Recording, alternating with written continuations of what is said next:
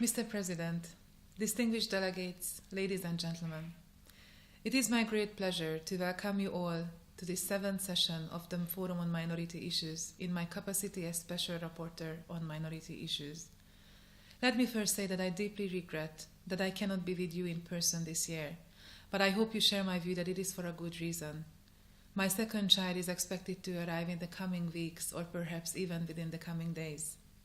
I would like to take this opportunity to congratulate our chair, to Mr. Patrick Thornberry, and to thank him for taking up this important and sometimes difficult role, and to express my appreciation to all the speakers and participants who accepted our invitation. This year's session will address a particularly relevant and timely topic: preventing and addressing violence and atrocity crimes targeted against minorities. Regrettably, persons belonging to national, ethnic, religious, or linguistic minorities are frequently the victims of violence in all regions of the world. Violence in all its forms destroys the lives of individuals, families, and communities, and inflicts vast suffering on those affected. It also damages whole societies, the social fabric, and causes divisions and distrust among communities that can last for generations. We must never forget that behind the cold, hard statistics of genocide, ethnic cleansing, war crimes, and other forms of atrocities are human beings just like us. Their lives must be protected, and the stories of those who have suffered from violence must be told to help us protect new generations. Tackling the cycle of violence starts by understanding its root causes, which enables us to be better at putting in place effective measures to prevent violence from being unleashed. In my recent report to the General Assembly, I stated that the factors and conditions behind the violence experienced by disadvantaged minorities are multiple, including their numerical size, their non-dominant social, economic, and political position, historical and unresolved grievances, social stigma against them, and the suspicion and prejudice with which they are often viewed by the majority. I would like to highlight here some of the social and political conditions that contribute to make minorities vulnerable to violence, and that I have had the chance to see for myself in some of the countries that I visited. The existence of gross inequalities and persistent poverty are frequently underlying conditions contributing to making minorities vulnerable to violence. They are frequently the poorest of the poor in the society, and therefore they are not sufficiently equipped to defend themselves and claim their rights. This disadvantaged position of minorities also translates into a lack of minority members in government positions and law enforcement and justice bodies, which means that their voices, concerns, and the early warning signs of violence often go unnoticed. Deficits in democracy, good and inclusive governance, and the rule of law create conditions under which violence against minorities may take place. This is particularly true where these deficits are coupled with other conditions, such as unequal competition over territory, resources, and power, biased politics, and favoritism along ethnic or religious lines, which results in tensions between communities.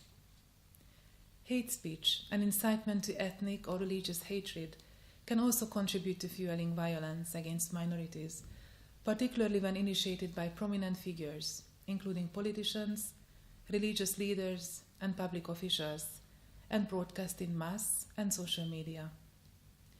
We must also be aware that once the violence against minority groups has broken out, in many cases it is committed with total impunity, which reinforces the cycle of violence. Legislative, justice, and institutional structures and environments often fail to provide adequate protection against attacks or the possibility of redress for victims and appropriate penalties for perpetrators, leaving perpetrators free and victims even more vulnerable. This forum will cover many issues and reflect on the measures to adequately prevent and address violence against minorities once it has started. In my report to the General Assembly, I analyzed some of the key elements necessary to prevent violence against minorities. Let me briefly refer to some of these measures. Firstly, it is necessary to guarantee full compliance with international standards for equality, non-discrimination and minority rights, as well as good and inclusive governance.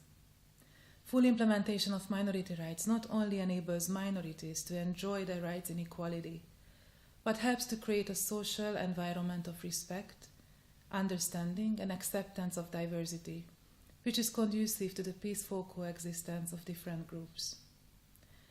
This legislative framework of protection for minorities is necessary, but not sufficient.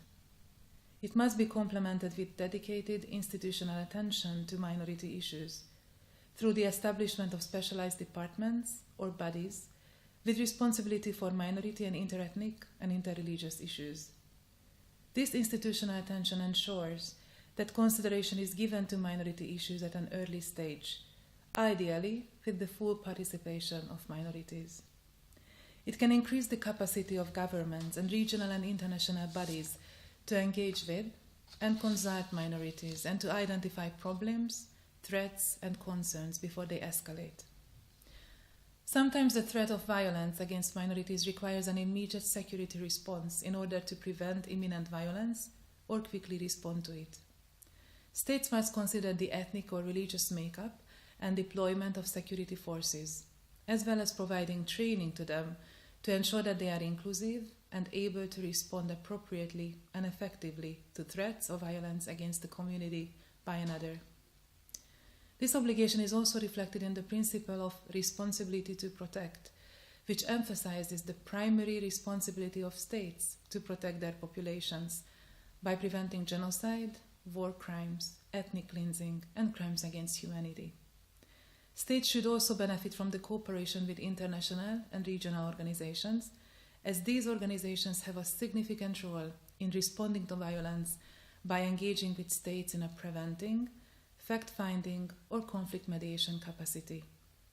I also believe that the United Nations must do better in its prevention role and its responses once violence has broken out.